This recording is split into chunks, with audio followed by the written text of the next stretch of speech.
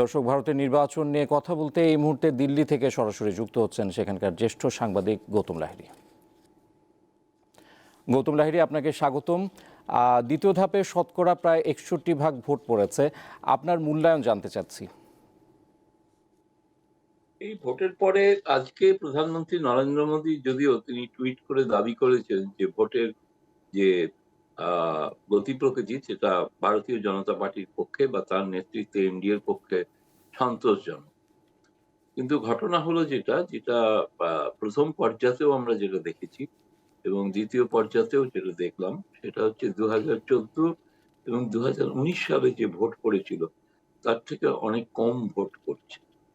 ফলে হয়তো গ্রীষ্মের এক দাবদাহ একটা যেমন কারণ আছে, একই সঙ্গে ভোটারদের অনীহাও লক্ষ্য করা যাচ্ছে, কারণ ভারতে ভোটের হার সাধারণত খুবই বিপুল হারে পড়ে থাকে। আর এই ভোটের শতকরা যে গড় হার, এই গড় হারটা আপনি যেটা বলছেন সেটা হচ্ছে আসলে ত্রিপুরা এবং পশ্চিমবঙ্গের যে তাদের সেখানে যে ভোটের হার সেটা অনেকটা বেশি বাকি ভারতের থেকে।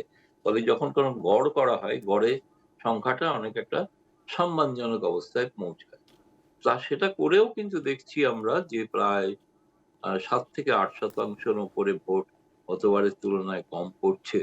এটা নিঃসন্দেহে একটা চিন্তা এবং উদ্বেগের বিষয় থাকে। কেন এত ভোট? আজকে সকালেই নরেন্দ্র মোদী এবং রাহুল গান্ধী দুজনেই আবেদন করেছিলেন ভোটাররা যেন তারা বাড়ি থেকে বেরিয়ে এসে ভোট দেন। তা সত্ত্বেও কিন্তু সেই ধরনের প্রভাব লক্ষ্য করা যায়নি।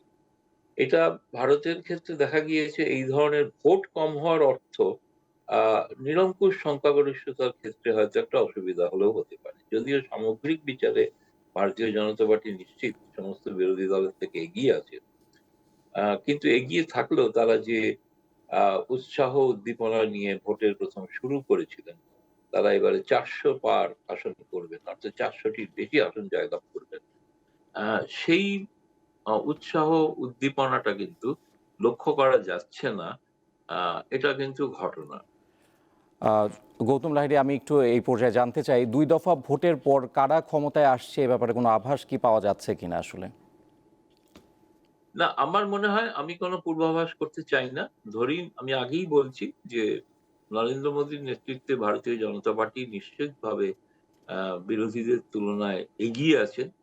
কিন্তু কতটা এগিয়ে আছেন, এরকম সংখ্যাগরিষ্ঠতার বেশি আসন পাবেন কিনা, তার থেকে কম পাবেন কিনা, এটা আগামী আরো 2টি পর্যায়ে ভোট দেখলে হয়তো অনেকটা অনুমান করা যেতে পারে। কারণ আরো 5 দফা ভোট বাকি আছে, অর্থাৎ 102 আর তার সঙ্গে 88, অর্থাৎ প্রায় 543 এর মধ্যে 190টি আসনে ভোট হয়েছে। এই 90 এতগুলি আসনের মধ্যে কিন্তু ভারতীয় জনতা পার্টি সর্বাধিক সংখ্যক আসন তারা পেয়েছিলেন গত নির্বাচনে। বিশেষ করে উত্তরপ্রদেশ, যেখানে 80টি লোকসভা আসন আছে, সেখানে এখন পর্যন্ত যে ভোটের হার সেটা কিন্তু যথেষ্ট কপালে ভাঁজ পড়ার মতো। এবং এটা ঘটনা যে এর ফলে আজকে এখনই ধরুন ভারতের ওপিনিয়ন পোল গুলি অনেক কথাই বলে দিয়েছে। কিন্তু ওপিনিয়ন পোলের অনুসারে ভারতীয় ভোটারদের যে আগ্রহ, যে উৎসাহ, উদ্দীপনা দেখা উচিত ছিল, সেটা আমি বারবার বলছি সেটা কিন্তু দেখা যাচ্ছে না। ফলে আমি এই মুহূর্তে ভারতীয় জনতা পার্টিকে এগিয়ে রাখছি।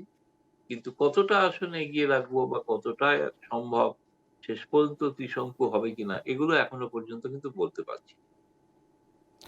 গৌতম লাহিড়ী, অসংখ্য ধন্যবাদ আপনাকে। দর্শক, ভারতের নির্বাচন নিয়ে কথা বলতে দিল্লি থেকে আমাদের সঙ্গে যুক্ত ছিলেন সেখানকার জ্যেষ্ঠ সাংবাদিক গৌতম লাহিড়ী।